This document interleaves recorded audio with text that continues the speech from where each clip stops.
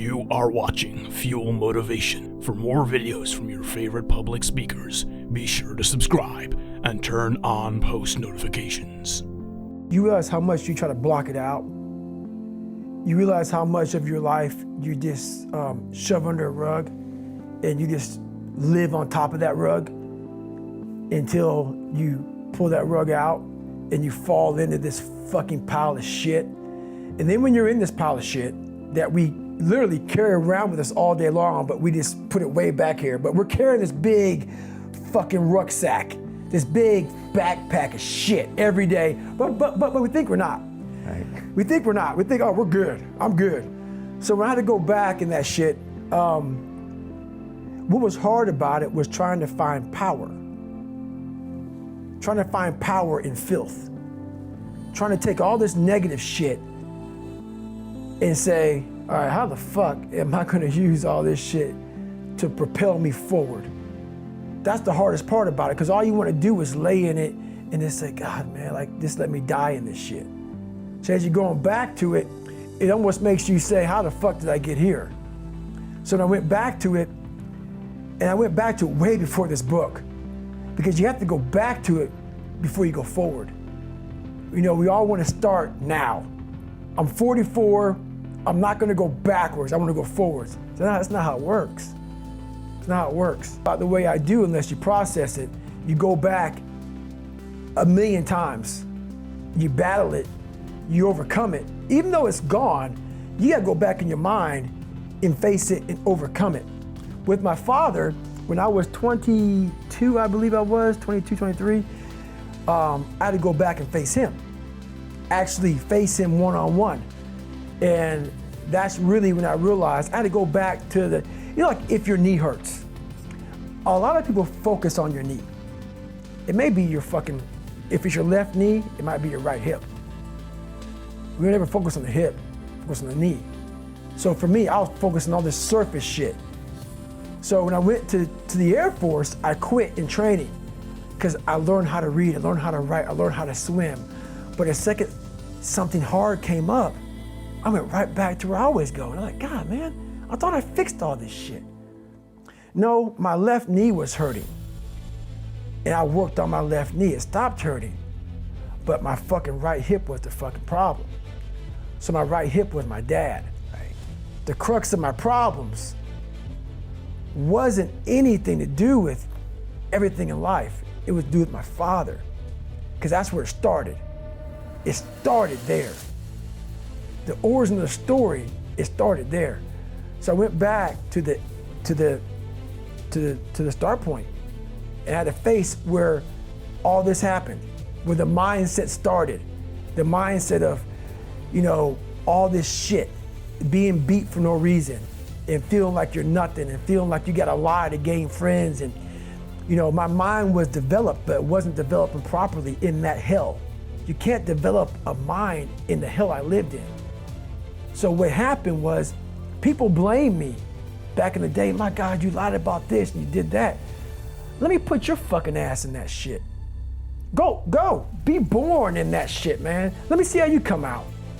Let me see how secure in your foundation you are. So you learn to survive, but surviving doesn't make you win. Surviving makes you a fucking cockroach. It makes you just do that, survive. It makes you lie. How can I get through this?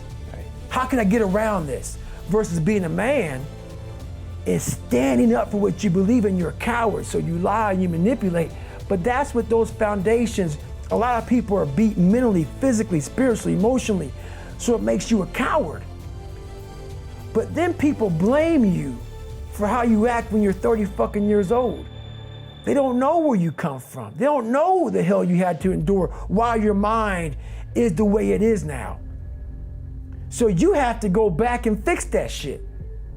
You gotta go back to where the shit came from. You're not gonna fix it now. You gotta go back and fix it. So when I went back there, I realized this fucking guy, I had to look at my dad and forgive him without saying sorry. No one said sorry. I had to go back and say, why were you so fucking nuts?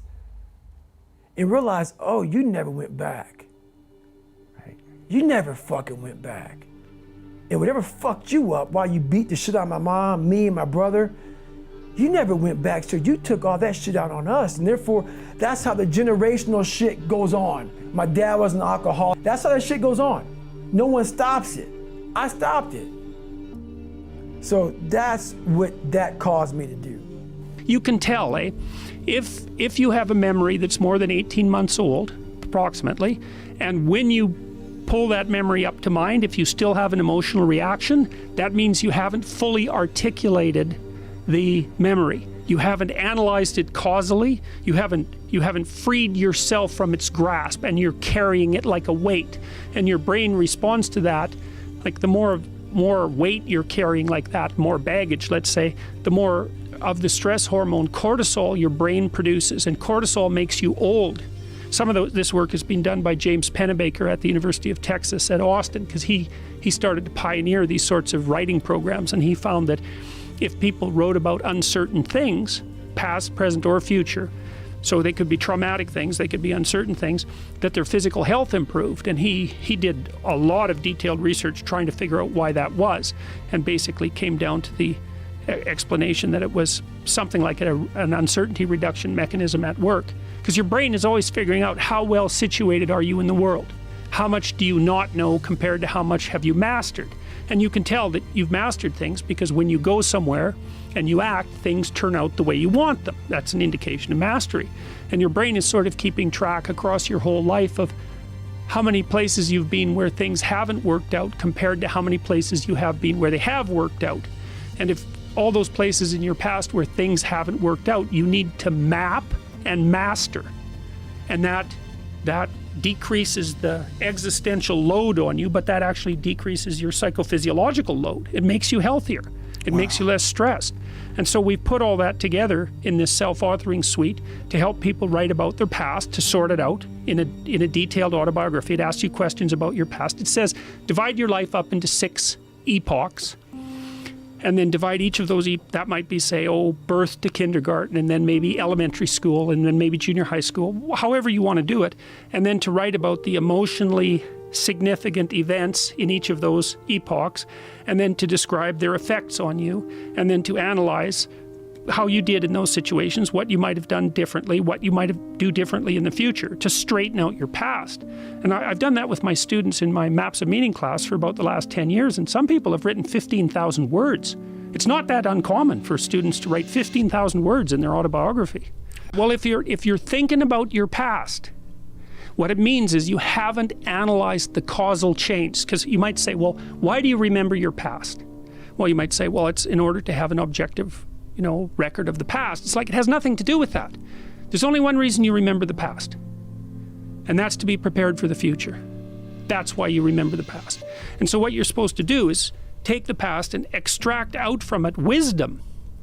And wisdom is the ability to avoid stumbling blindly into ditches. And so you think, well, here's a time in my past I stumbled blindly into this horrible ditch and terrible things happened to me. It's like, okay, you need to take that apart. You need to figure out how was it that events conspired with your participation, voluntarily or involuntarily, so that terrible consequence emerged. You need to know why that happened and how you could react differently in that situation. And as soon as you do that, your brain will leave it alone. It won't obsess you about it anymore, because the anxiety-producing parts of your brain are basically trying to tell you where there are obstacles in your environment. It's like, look out, don't go there, don't go there. It's like, well, don't go there, there's fire. Well, maybe you could master the fire, right? Then you're a wielder of fire, you're not just a victim.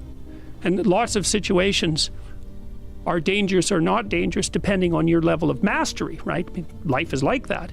And so a negative emotion that's associated with a memory is something that's crying out for mastery, and writing can really help with that.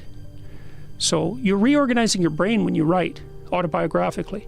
You're basically, the emotions, memories can be stored at different levels of your brain, from sort of primordial, reptilian, image-laden areas that are very emotional, up to finely articulated plans for your future life. Well, you want to take everything that's negative and emotional and transform that into a fully articulated vision for your future. And that frees you of your past.